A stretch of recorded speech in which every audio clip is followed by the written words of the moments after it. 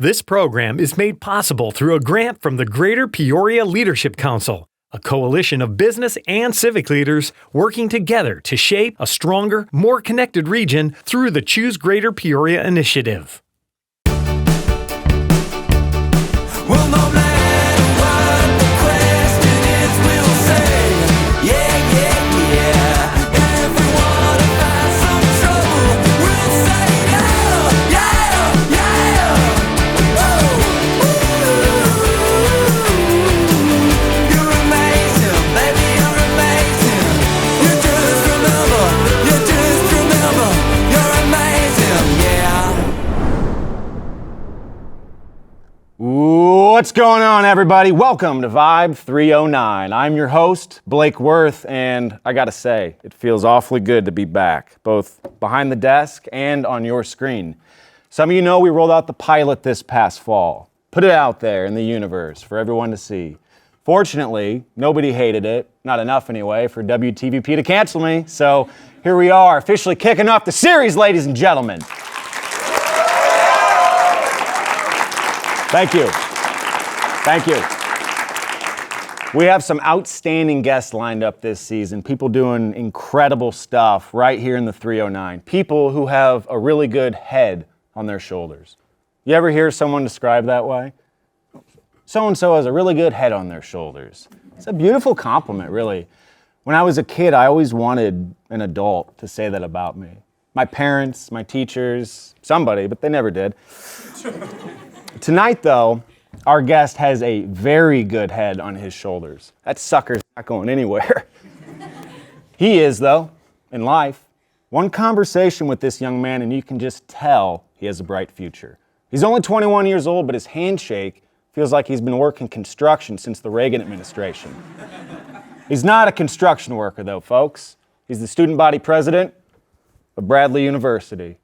You may have seen his face on local billboards, but tonight, he's here in studio. Please welcome Cuizon Jr. What's up, Al? What's up, My man? man. Good to see you. Take a seat. Have a seat. Awesome. Thank you.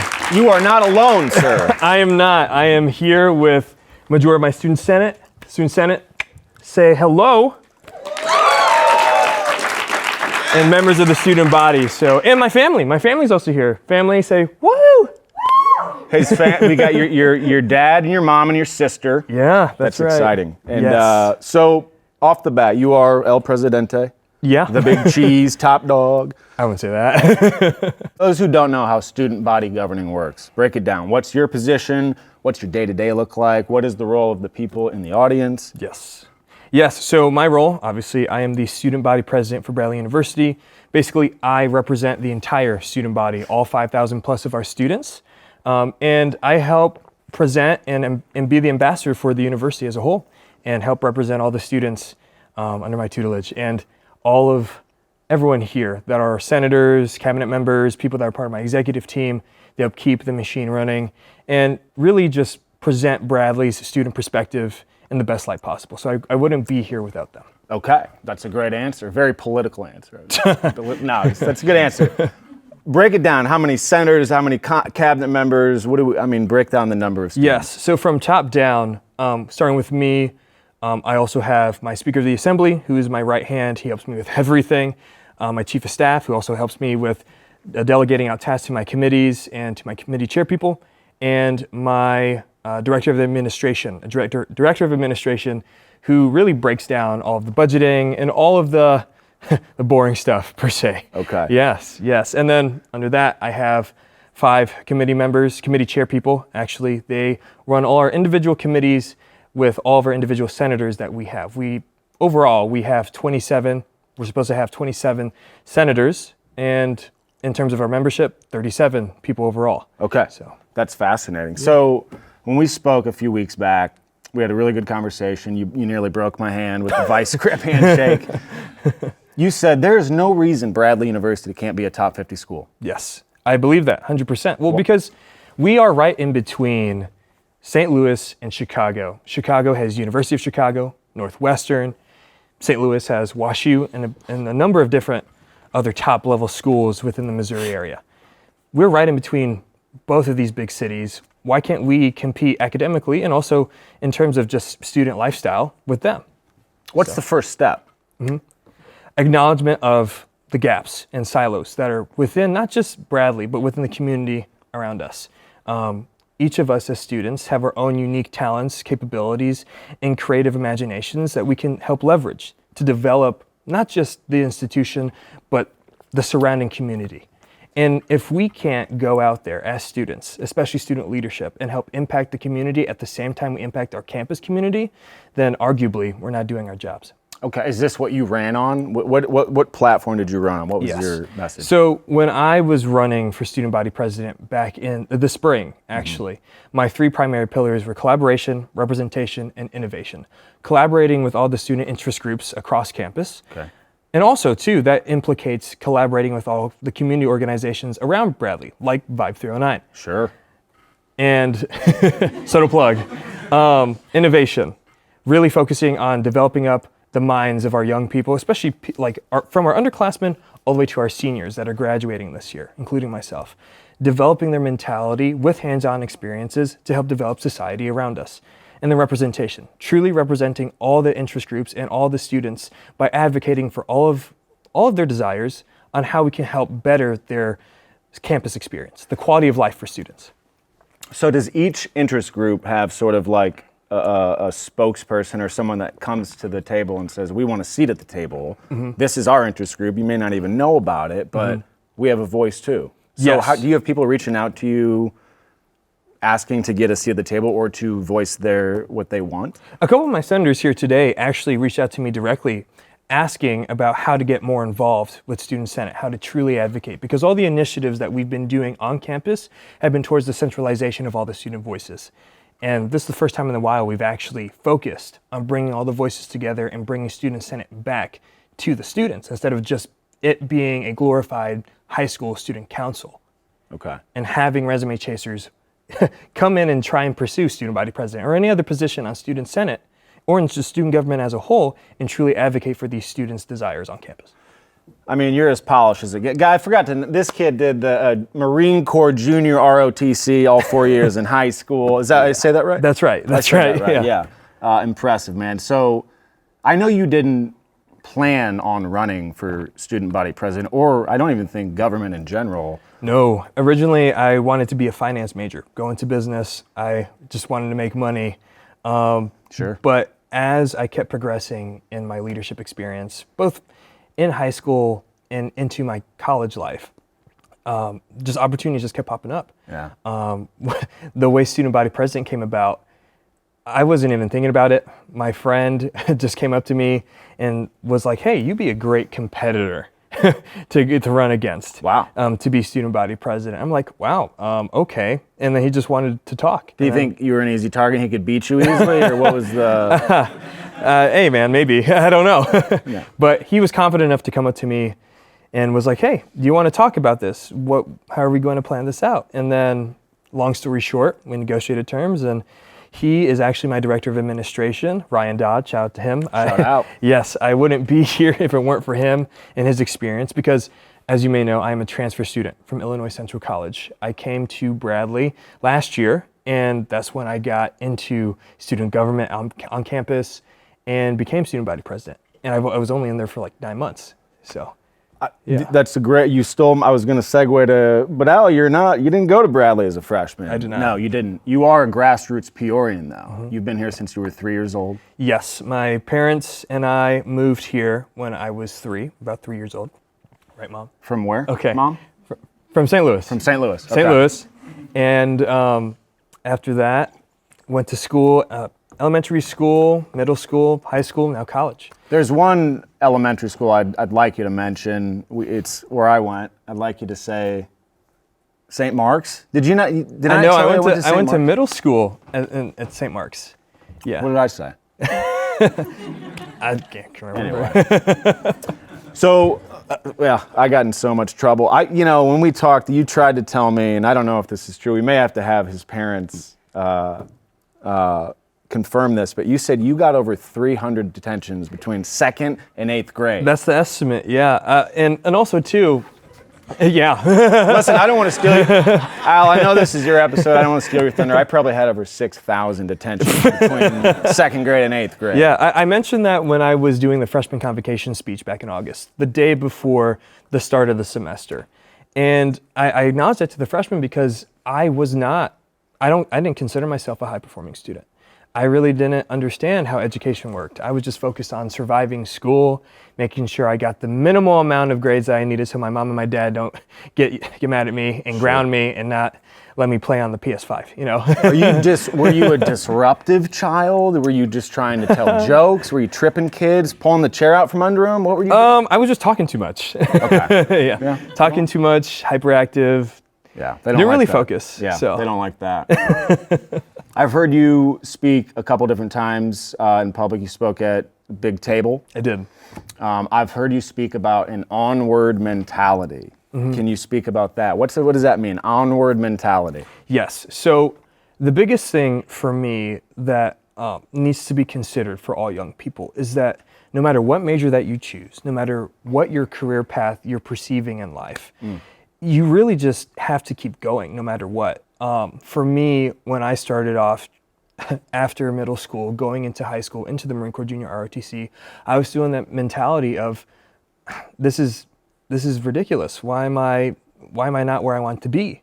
But I didn't figure out how to do that until my junior year of high school, where I was like, I need to stop complaining. There's a lot of people that don't have as much as I do. I'm very lucky to be not just here in school, but here in the United States. My family came here from the Philippines directly, and I'm the first generation immigrant in my family to ever be here in Peoria and do education here in the United States. And I wouldn't be here if they didn't teach me how to continue pushing past all the obstacles and the adversities and the struggles that my youth provided me. You talked about that Filipino culture when we met. Just resilience is like deep in your DNA. That's you right. Ready for this? My favorite part of the show here. We got the rapid fire section. All right. Of the show. We got some sawdust on here. That's okay. All right, Al, you ready? Yes, ready as I'll ever be. Favorite place to eat in the 309? Ooh, One World, for sure, right next to Campus That's a Town. good one. And Time, right not too far from here. Time is great. Yes. A lot of animal heads on the wall. If you can get over that, that's a good. We went there for my mom's birthday, and that was the first time my mom has ever been to a restaurant like that, and she was like, "Wow." Yeah, it is. It's a fantastic restaurant. Yeah. Favorite coffee spot in the 309? Oh, Zion Coffee Bar, 100%. 100%? 100%. I started going there my freshman year of college, and that was where I got the best cappuccino here in the city. So. Al was at Zion Coffee on a Saturday morning at 8 a.m. taking a meeting with a local leader. I saw him there. I had to go up and introduce myself. 8 a.m. on a Saturday morning. And you texted me the same time, too. We were in the same place. When I was in college on the hilltop, 8 a.m. I wasn't awake. When I was, the last person I want to talk to was a local leader. I wasn't going out in public. My head was pounding. I was looking for water, aspirin. Yeah. All right, you ready? Yes. Favorite view in the 309 besides that one? Dang it. No, I think for me, it's split between two. One of them being Grandview Drive, the world's most beautiful drive. And second, if you ever step out on the marina in front of the Gateway building, on the river, and you go on the marina and you go on the dock and you look up across East Peoria and then at the Murray Bridge, it's beautiful. Tranquil. Especially at night. Tranquil. Yes. One local business you think deserves more love? Oh, wow. Got him. That's a good one. Oh, deserves more love. Elite Community Outreach. Okay. It is a nonprofit. I was actually a member of one of their programs when I was in middle school, when I went to Sterling Middle School after I transferred from St. Mark's. And when I got there, I was still in that mentality of, man, I'm blaming myself for not being a high performer. I don't know what to do, and I'm just going to skirt by school. And Carl Cannon is one of... Huge biceps. He's huge, way bigger than mine. Huge. And I've been to the gym for a while, and I'm telling you, man, I wish I had biceps. Yeah, they look like quads. We got to keep it going. Yeah, 100%. Give me your Mount Rushmore of Peoria legends. Okay, Richard Pryor. Easy. Lydia Moss Bradley, 100%. Have to. 100%. And Pete Vanaken. Okay. Well, there's one more. There's four yes, on Mount 4. Rushmore. I would put Misty. Okay. Misty is on that list. Misty Klobuchar of Simantl. That's amazing. Would you rather have a pause or a rewind button in life? I would rather have a pause. A pause in life, just because we all need to take a break, especially for me. I have a busy life, busy schedule, and it'll continue being busy as I continue going in the trajectory of my life. And if you try and rewind life, you never know what will happen in your future. Yeah, I love that. Last one, we got to do it quick. Yes. What do you value more, being respected or being understood? Being respected. Once people respect you, they make the decision to understand you. And it's not up to you to change their perception. This guy's deep, man. That's incredible. Profound answer. Being respected, that's incredible. But you know what else is incredible is going to a Bradley basketball game. We've all been there. It's one of the highlights of greater Peoria culture. Peoria is deep, deep, deep in our identity around here. Bradley's been playing basketball since the early 1900s. That's before the Titanic. So we checked out Carver Arena recently, and we want you to take a look too. Run it. Anybody who knows the game of basketball knows about Peoria, Illinois. We're a hotbed for hoopers. Always have been. This city has produced legends of the game. And did you know Bradley basketball has one of the oldest programs in the country, dating back to 1902? And the track record speaks for itself. 2 Final Four runs, 4 Sweet 16 appearances, and 4 NIT titles. You know, a lot of Braves fans remember when Bradley used to play up on campus at the Robertson Memorial Fieldhouse.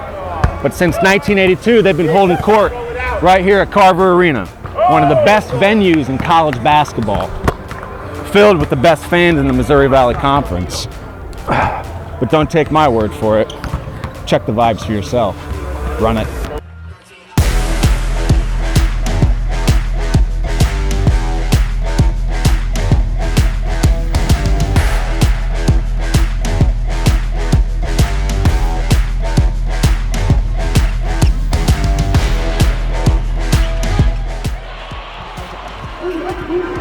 Hey, Mitch, can I ask you a couple questions? Absolutely, yes. Okay, Mitch, who is your favorite Bradley basketball player of all time? Oh gosh, I'd probably have to go back to Hersey Hawkins, but I did grow up in the Anthony Parker area. Anthony Parker was one of the best of all time. Gotta be Anthony Parker.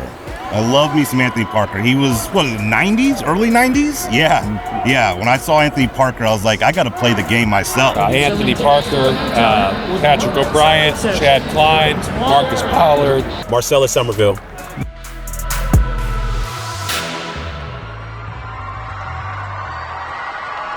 If you were to hit the game-winning shot in the NCAA tournament, show me your game-winning celebration. I would start with a little jiggle like this. Yeah, and then I would just jump in the air and do something else crazy.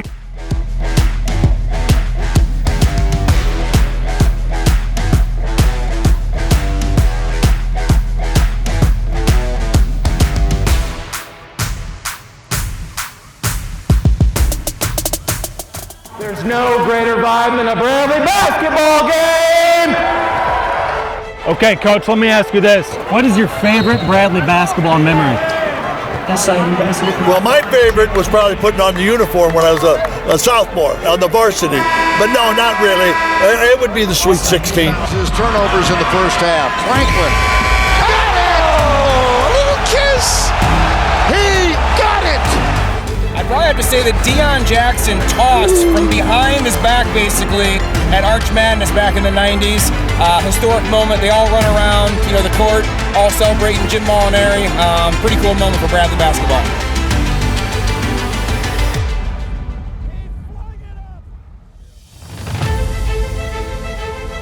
Why is Peoria a basketball city? I mean, if you look at our legacy, we produce nothing but straight ballers from the playgrounds to the NBA and anywhere in between. And so I think when you're from here, you're born with an automatic 15-foot mid-range jump shot. And so that's why, it's just ingrained in us. Bradley has always been a strong part of basketball here in Peoria. Why is Peoria a basketball city? Well, I think it started with Bradley. I would assume back in the 50s and maybe even before that. But and then the high school basketball was so phenomenal here. I just think the combination of the two had really good coaching in the city, and Bradley had great coaches in Chuck Osborne and Joe Stoll and Versace. And I just think people recognize that. Basketball in Peoria, it's associated with the cradle of the crossover. Some of the best point guards of all time have come out of Peoria. Manuel had the run back in the 90s, but even long before that, some of the best talent in the country has come out of Peoria, Illinois.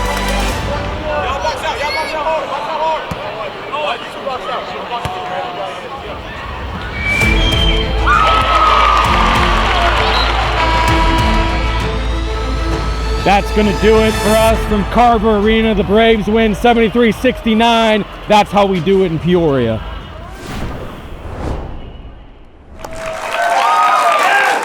Thank you. What a vibe. Carver Arena, Bradley basketball, what a vibe.